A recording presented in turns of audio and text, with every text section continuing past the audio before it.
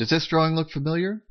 Well, residents of the area might recognize landmarks like the Palisades or Governors and Roosevelt Islands. That's right, it's the island of Manhattan, but not the way we're accustomed to seeing it. Ah, there it is, New York City. What an incredible center of commerce and population and arts and culture and architecture and you name it, it's going on there. The best place in the world, some people will say, but it could be a whole lot better. Here we see Lower Manhattan as envisioned by the Mannahatta Project, a fascinating project that has created a detailed representation of how the island of Manhattan looked and felt and smelled in 1609 before the Europeans got there. Now we're going to be taking an economic look at Manhattan here. And one of the things that's terribly evident over the years is that the incredible value of real estate has caused people to go to the trouble and effort of actually building more land. Roll your mouse over the screen to see how the shoreline of Manhattan has changed between then and now. And when you're done with this seminar, please follow the link on this screen. The Mannahatta Project website is well worth your visit. This has been called one of the great real estate deals in history. And of course, had it actually been a real estate deal, as we understand that term today, it certainly would have been, but it wasn't. The Native Americans had the custom of solemnizing treaties regarding the sharing and use of land by feasting and the exchanging of ritual gifts, which is what they thought was going on. The Europeans, on the other hand, thought that deals could be made with a signed sheet of paper with no muss and no fuss. This is a cultural difference that caused no end of misunderstandings as centuries rolled past. So here is the downtown tip of Manhattan Island where the first settlers of New Amsterdam came. It's a pretty good spot. Fertile land, plentiful game, 2 navigable rivers, and a sheltered harbor. Now the Europeans brought to the New World a land tenure system that was quite different from that of the Native Americans. They were accustomed to being able to fence off a plot of land as their very own property, to sell or bequeath as they wished, and to keep all of the wealth that they produced on that land with their own labor and their own capital. So that's what the first 2 settlers in Lower Manhattan have done here. Now the numbers on the plots of land refer to the amount of wealth that the average person can produce in a year's time with their labor and their tools. It's simply an arbitrary number that we're going to use for comparison as we develop our model. A few more settlers have arrived in Lower Manhattan, and being European, they've all fenced off plots of land for their own property. Now, as long as they have land that is basically the same productive potential, because it's all on this coastline on the tip of Manhattan Island, this private property and land doesn't really harm anybody. It doesn't confer any particular advantage or disadvantage on any of the landowners. This was a principle by which John Locke approved of private property. Locke said that private ownership of land is perfectly hunky-dory as long as there is as much and as good there for the next person to come along. But how long do you suppose that'll last? Eventually, all of the very best sites in the area will be taken up, and the next settlers who come in will have to resort to places that are still quite good, after all, for settlement, but aren't quite as close, aren't quite as advantageous as the very best sites. So on those sites, the average person will be able to produce 8 units of wealth in a year's time. The process continues, with each new settler who comes into the area taking a plot of land that they feel would give them the best living, will satisfy their desires with the least exertion. Pretty soon a little community or town is starting to take shape. Okay, here we have our last map in chart form, and this screen has a wealth of information on it, so we're going to linger here for a few moments. First, the little drawing of the guy with the wheelbarrow represents the production and distribution of wealth, and it's a good way for us to remember the definitions of our economic terms. There are 3 factors in the production of wealth. There's labor, all human exertion in the production of the things we want that satisfy our desires. There's land, all the natural resources, places, and opportunities out of which we create things. And there's wealth, what we produce with our labor using the land.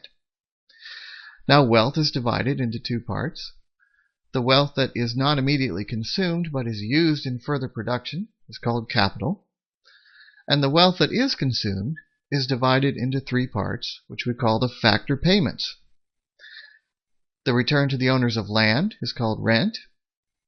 The return to the owners of capital is called interest. And the payment to the laborers is called wages. Now, you recall that on our last map, the best available land that was still there for the taking was where the average person could produce 6 units of wealth. That's what we call the margin of production, or the best available opportunity for self-employment. That is a very important phenomenon in the economy because that's where workers and capital owners have an alternative place to go and keep all that they produce on the land. And on our chart, it will always be to the right of the vertical black line. So if workers want access to the better land, where they think they could make better opportunities, they're going to have to pay the average difference between what they could produce there and what they could get for themselves at the margin of production. That difference, that surplus, is going to go to the landowner as rent. Okay, now a bit more time has gone by, and more settlers have come into the area. They've had to take spots that are a bit lower quality. Land that is up in the hills a bit or down in the swamp a bit, places where it's a little harder to produce. Meanwhile, however, the average amount of wealth that everyone can produce in this community on every piece of land is doubled. Now, why do you suppose that's happened?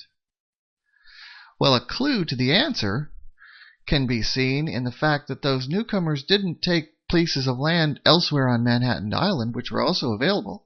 They chose to settle next to the people who are already here. And the reason for that, of course, is that a community was developing. And that's the best place to be if there are other people who can help you get your goods to market and help you build a bridge over the swamp. People can specialize, do what they do best, and exchange the products with other people. So in a growing community, the ability to produce wealth will always increase, other things being equal, as population increases. Here again is our map in the form of a chart. We can see that the margin of production, the best available alternative for self-employment on free land, is where the average person can make 10 units of wealth a year now. The advantages of being in a larger community have increased the output at the margin. But they've increased rent more quickly, haven't they? Rent has gone up by a higher proportion because the productive advantages are concentrated on the locations that are better. Now, so far in our model, we've been talking about averages. The numbers on each plot of land are the amount of wealth that the average worker can produce in a year's time. And a worker has the option of going to the frontier, where he or she can make 10 units and keep it all themselves, or going to the best land, where they would have to pay 8 units in rent to get access to that land. Now, if the wages and interest are the same at the frontier and on the best land, the same across the board, how would the worker make the choice of where to go? Let's explore that in our next chart. Let's consider the options for two hypothetical workers, Cindy and Brad. Cindy is a very ambitious and highly competent worker. She can produce twice the wealth that the average worker can. Where should she go? Well, on the best land, she can produce twice the average, which is 36 units of wealth.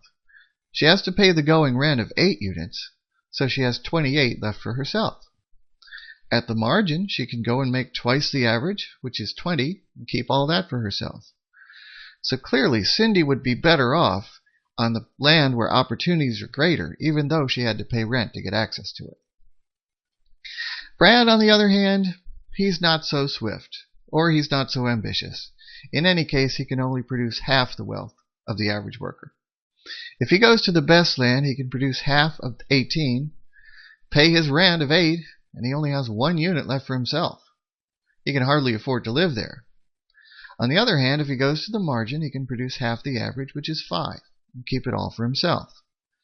Now, Brad's experience illustrates a very important fact in our economic history, and that is that as long as land was still available, workers, even if they were below average, even if they lacked education, could still find a place to make a gainful living for themselves. We didn't have an unemployment problem. Here's a picture of New York City around 1750 as it was growing into a bustling colonial port. And we can see that even over 250 years ago, the land in New York was becoming valuable not for what you could grow on it or for what you could dig up out of it, but rather for the simple fact of where it was. People were going to New York City to make a living and make a killing in the bustling commercial markets of the time.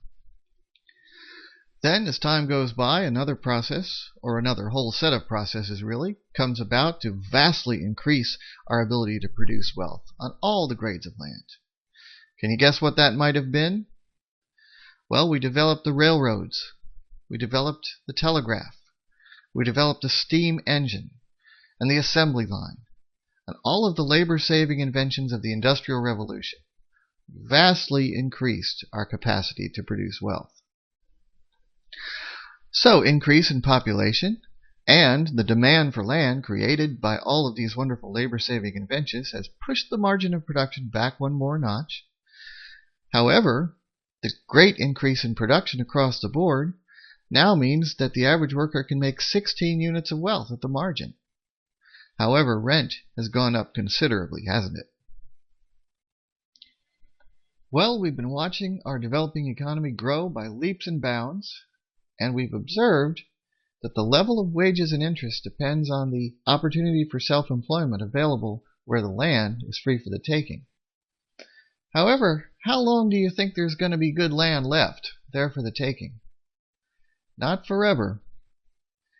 Here we see John Jacob Astor, the first multimillionaire in America and the richest man in America in the first half of the 19th century. He made his original venture capital in the fur business, but as soon as he could, he took his profits and invested it in land in Manhattan. He bought up large chunks of it, as we see in this illustration, and he very seldom built on it. He merely held it until the price rose to a level where he could take a huge profit on the deal. If I could live all over again, Astor said, I would buy every square inch of Manhattan. But he did buy a good portion of it, and his fortune survives to this day, 5 generations later. The railroads played a gigantic, pivotal role in the development of the U.S. economy in the 19th century. You know that, but you might not realize that the development of the railroads was financed to almost exclusively by land speculation. In order to get private companies to undertake the tremendous capital investment it took to build railroads, the government gave them grants of land. And what's more, the federal government granted the land in a checkerboard pattern in most cases, as we see in this map of Franklin County, Arkansas, meaning that it was a very simple matter for the railroad companies to buy up twice the acreage that was originally granted, and then sell it off at incredible profits once the building of the railroad increased the value of the adjacent lands. So the tremendous fortunes that we attribute to the building of the railroads actually came from land speculation. The dog in the manger has no use for the hay himself, but he still won't let the cows get access to it. And as such, he is the emblem for the land speculator who holds land out of use, denying labor and capital access to it, until its value increases. Now, all along, labor and capital have had the option of the margin of production for self-employment if they couldn't find better opportunities elsewhere. But if all the available land is being held by a landowner and not all of it is being put to use, this means that there is no viable opportunity for self-employment for labor and capital. Wages and interest are going to fall. In our chart here, we've introduced the number 4, which stands for the amount of bare subsistence, the level of wages that will just keep a worker alive and keep coming to work, the minimum that a worker will accept to keep coming to work. Now, you may have been wondering why we've been considering wages and interest together in our model. What about how wealth is divided up between labor and capital, to wages or to interest? But this chart gives us a bit of a clue as to why it makes sense to consider wages and interest together. We know that there's a great deal of capital investment to maintain the high level of production in industrial society. However, if wages for the average worker are at the level of bare subsistence, who is going to have the wealth to invest in the new capital needed to maintain this production? The only ones who will be able to will be the landowners. They're the only ones who have surplus. So investment in capital is not so much to gain a high return from interest, but to allow a high return from land, from the production on land, to be collected by landowners who are also capitalists. Here we see some of the public goods and investments that have made New York City what it is. Central Park, the provision of safe and plentiful drinking water from the Croton Reservoir system, the subways and public transportation of all kinds. Public goods which have made the city a much better place and made the city a great engine of production and made land and real estate in the city worth much, much more. How do we pay for these things? Well, these days we get public revenue by taxing everything that moves, or putting a burden on every form of production. In other words, we have a broad-based tax system. But to keep things simple in our model, we're going to impose a 25% flat tax on all income. This means that the minimum wage workers who are getting 4 will have to pay a 25% tax, as will the high-income landowners and everyone else in the economy. But do you see a problem with this? Well, we just said that 4 is the level of bare subsistence. If workers are only making bare subsistence, they can't pay 25% of that to the government. They won't be able to survive anymore. They'll starve. So that 1, which is a tax burden for those minimum wage workers, has to come out of the landowner's rent. So we see that taxation comes at the expense of rent. It lowers the amount of rent that landowners can collect. And the reason for this is that labor and capital are already getting the lowest return that they're willing to accept to bring their labor to market and bring their capital to market. They're competing to get access to land so that they can produce. So any imposition of taxes is going to come ultimately at the expense of rent. Now let's see how Cindy and Brad, our 2 hypothetical workers, are faring in this brave new modern economy. Cindy is very ambitious and highly educated and can produce twice the wealth of the average worker. On the best land, which is of course where she wants to be, she can produce 72, twice the average of 36. She has to pay the going rent of 23, and she has a gross income before taxes, 49. Paying the 25% tax on that, she's left with 38 units of wealth for herself. So we see that people who are well educated and very competitive can gain a good living for themselves in this modern economy, but things are not so good for Brad. On the best land, he can produce half the average, which is a considerable amount of wealth. It's 18 units. However, if he produces 18 units and has to pay a rent of 23, his income is going to be negative. He can't afford to live there. Now, in the past, Brad would have gone to the margin and been self-employed and kept what he could produce there, but there's no place for him to go anymore. There is no margin. Brad is unemployed. One of the reasons why a guy like Brad can't find work is that there are so many wasted and missed opportunities in any major city today. And here's a very striking example of that from Midtown Manhattan. This is the intersection of 28th Street and Park Avenue South, an extremely valuable plot of land, which happens, moreover, to be right in front of a subway station, something that further enhances the value of the real estate. You can see by the size of those adjacent buildings that there's a tremendous amount of economic activity going on here. Many people were employed building those buildings. Many people are employed in them. But only 1 parking attendant is employed on the parking lot. This has been a parking lot for over 20 years, and many economic opportunities have been lost on this lot in this time, a phenomenon that is multiplied scores and scores and hundreds of times in every major city. Land speculation drastically retards the amount of wealth that we can produce and the number of people that can be employed. So land speculation causes no end of problems in our economy. It causes lost economic opportunity and vastly lowered wages and interest. There's really nothing good about it, except, as the owner of this billboard tells us, for the landowner himself. It would be nice, wouldn't it, if we could get rid of it? Actually, our economy labors under 2 gigantic burdens. One, as we've been discussing, is land speculation. The other, equally heinous burden, is the dead weight of taxation that is imposed on all forms of production. Henry George, in his famous book Progress and Poverty, which we explore in our online course, proposed a solution that would get rid of both of these burdens on the economy. In the rest of our presentation, we're going to think about how that could work.